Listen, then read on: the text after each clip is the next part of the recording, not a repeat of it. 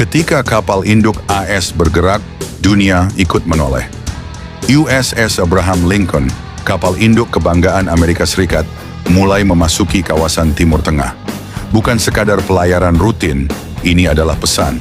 Dengan puluhan jet tempur di geladaknya dan armada pengawal di sekelilingnya, kehadiran kapal ini menandai peningkatan kesiagaan di wilayah paling sensitif dunia.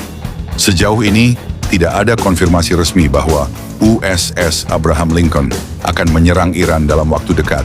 Namun kemungkinan opsi militer tetap terbuka jika situasi memburuk atau jika AS memutuskan bahwa tekanan keras diperlukan.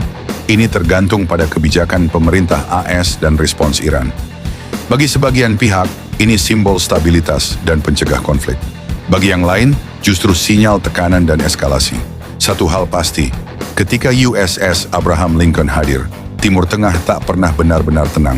Bagaimana pendapatmu?